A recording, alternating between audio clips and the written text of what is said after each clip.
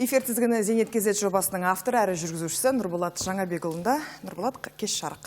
Бүгінгі бағдарлама қандай тақырыпқа арналғалы отыр?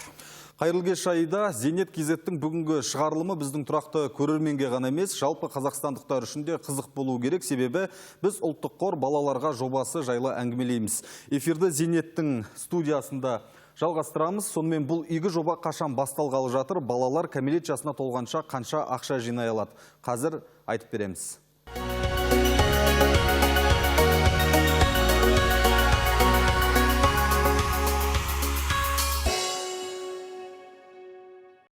Ұлттық қор балаларға жобасы 2024 жылдың 1 қаңтарынан бастап іске асырылғалы отыр. Әрі бүкіл елдің ықыласына бөленген игі жоба мемлекет басшысы Қасым-Жомарт Тоқаевтың бастамасы екенін де айта кеткен жөн. Ал жобаға сәйкес енді жыл сайын 18 жасқа дейінгі барлық баланың шотына ұлттық қордың инвестициялық кірісінің 50% теңдей бөлініп аударылады. Сәйкесінше алғаш түскен қаржыны келесі жылдың ақпан айында көруге мүмкіндік бар. Сонымен әлгінде ғана айтқанымыздай, Қазақстан азаматы болып саналатын барлық баланың шоты жыл қорытындысына сай толықтырылып отырады. Қаржы ұлттық қордың инвестициялық кірісі негізінде қалыптасады. Яғни қорға түскен инвестициялық кірістің тең жартысы балаларға бөлінеді. Ал жыл сайынғы аударымдарды есептеу үшін ұлттық қордың соңғы 18 жылдағы орташа инвестициялық кірісі есепке алынады. Әрі балаларға аударылған қаржы ұлттық қордың өзге де активтері секілді инвестицияланады, сол арқылы жиналған соманы еселеуге жағдай жасалады. Бастысы жинақталған қаржыны мерзімінен бұрын шешіп алуға тыйым салынған.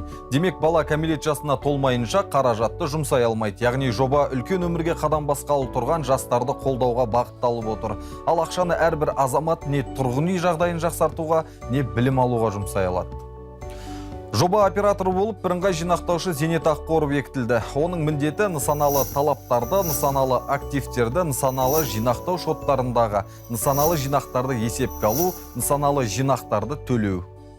Ең алдымен ұлттық қордың инвестициялық кірісінің мәні мен оның 50%-ның мөлшері анықталады. Бұдан әрі бірыңғай жинақтаушы зейнетақы қоры жыл ішінде дүниеге келген, қайтыс болған, азаматтық алған және азаматтықты жоғалтқан балалар санын нақтылайды. Деректер толықтай нақтыланған соң, ұлттық банк кәмелет жасына толған балаға төлем жасау үшін қажетті соманы бірыңғай жинақтаушы зейнетақы қорына аударады. Тақырыпты менің цифрлық көмекшім Теңгетай толықтырады. Теңгетай. Сәлем, Нұрболат.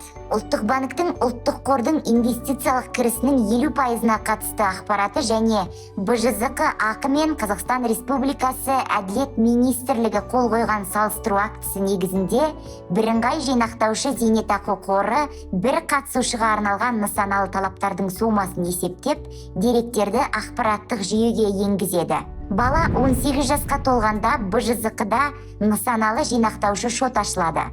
Тек сол кезде ғана балалар жиналған қаражатты әлгінде айтқаныңдай Қазпошта ақы және екінші деңгейдегі банктер секілді уәкілетті операторлардың көмегімен тұрғын үйге не білім алуға пайдалана алады.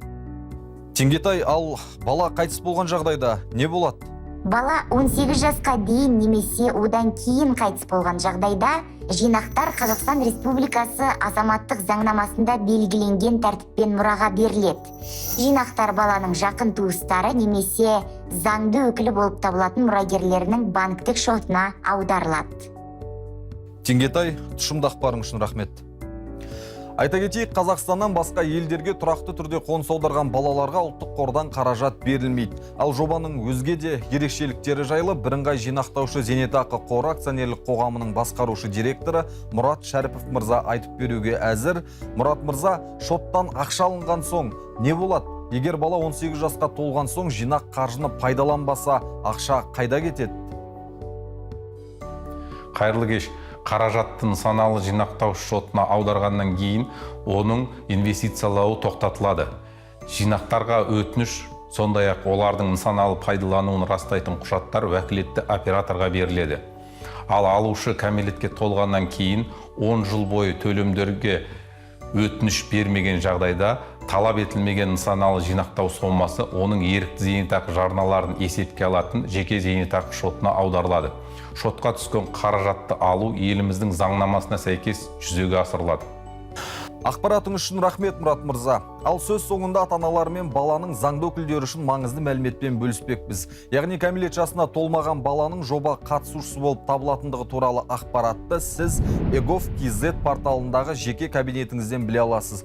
Бұдан бөлек бағдарлама бойынша тұрақты түрде жасалып отыратын есептер mpf.kz сайтында да орналастырылады. Ата-аналарға қандай да бір ведомствоға барудың қажеті жоқ, бар болғаны egov.kz порталы арқылы кәмелетке толмаған баланың жеке сәйкестендіру нөмірін енгізгеніңіз және оның дұрыстығын тексергеніңіз абзал. Сондай-ақ қаражаттың ақш долларымен жинақталатынын айта кеткеніміз жөн, ал бала кәмелетке толған кезде жинақ сома ұлттық валюта, яғни теңгемен беріледі. Бүгінгі айтпағым осы, келесі аптада жүздескенше аман сау болыңыздар.